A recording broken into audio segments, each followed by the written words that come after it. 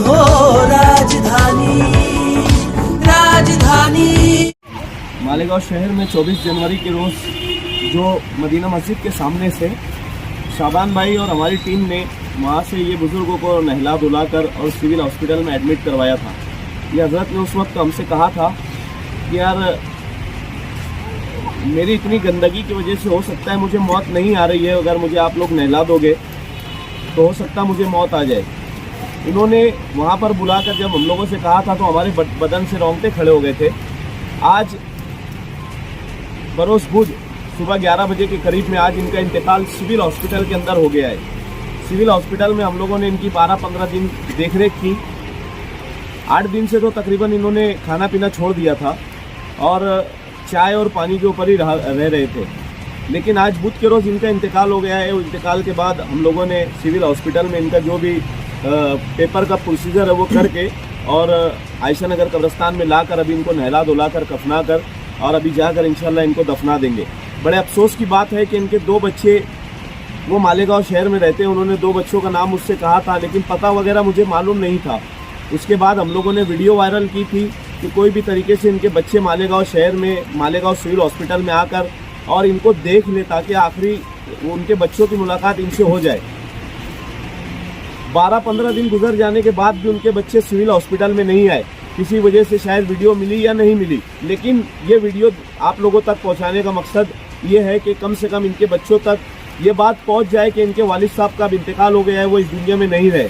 अब इनका मैयत का दाखिला लेने के लिए आप लोगों को हमारे पास आना पड़ेगा।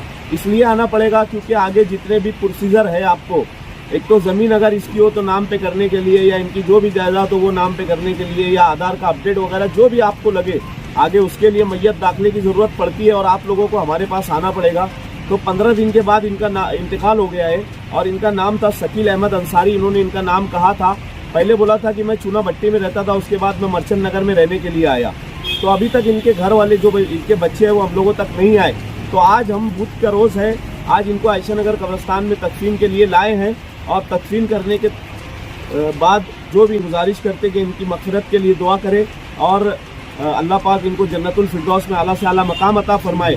और इनके बच्चों के हक़ में भी दुआ करते हैं कि अल्लाह पाक उनको भी जज़ाए खैर दे कि वो ताकि दूसरे बच्चे कोई ऐसे मामलात अपने माँ बाप के साथ ना करे। ये हादसात मालेगांव शहर में अब बार बार हो रहे हैं। हमारे मस्जिदों मीनारों का शहर, हम तो सोचते थे कि यहाँ पर दीन की इतनी तालीम होती है कि हमारे शहर में ये सब हादसात, ये सब मामलात नहीं होंगे, लेकिन ये सब हमारे शहर में ये मामलात हो रहे हैं कि माँ बाप। आज बरोज़ बुध 2 फरवरी को शफीक भाई एंटी करप्शन की तरफ से हमें एक फ़ोन मौसूल हुआ और उन्होंने कहा कि हम ही लोगों ने जो मैयत को तकरीबन 8 से 10 दिन पहले मदीना मस्जिद के सामने आगरा रोड पर गुस्ल दिया था, वो बुज़ुर्ग का इंतकाल हो गया है। उसके बाद शफीक भाई ने सिविल हॉस्पिटल की तमाम ही कागजी कार्रवाई करने के बाद मैयत को आयशा नगर कब्रिस्तान में लाया और उनकी रहनुमाई में हम लोगों ने मैयत को इस्लामी तरीके से गुस्ल दिया।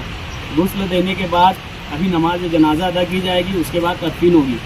ये अल्लाह ताला का शुक्र है कि मालेगांव के अंदर ऐसे बेदार मग़ज़ है शफीक भाई जैसे कि हमारे बुज़ुर्गों की देख रेख करते हैं और उनकी खबरगिरी वक्तन फ़वक्तन करते रहते हैं। ये आज के पहला वाक़या नहीं है, इससे पहले भी दर्जनों मैयतों की इन्होंने देख रेख की, इंतकाल से पहले और इंतकाल के बाद भी। सिविल हॉस्पिटल की पूरी कागजी कार्रवाई करने के बाद आयशा नगर कब्रिस्तान में मैयत ये लेकर आते हैं और उनकी रहनुमाई में हम लोग मुबारक भाई, मुजाहिद भाई और हाफिज़ उसामा और मैं खुद मोहम्मद शाबान माने पुकारे वाले, हम लोग की एक टीम है जो मुसलसल शफीक भाई की रहनुमाई में लावारिस मैयत का काम अंजाम देते हैं और अल्लाह ताला से दुआ करते हैं कि अल्लाह ताला शफीक भाई जैसे ऐसे बेदार मग़ज़ों को और मालेगांव के अंदर पैदा फरमाए ताकि हमारे बुज़ुर्गों की खबरगिरी भी होते रहे और उनके इंतकाल के बाद उनकी इस्लामी तरीके से गुस्ल और तदफीन भी होते रहे। अस्सलाम वालेकुम। मालेगांव मुस्तफ़ा बंगार बाज़ार डायमंड कारपेट होलसेल रेट में यहाँ पर कारपेट दिया जाता है।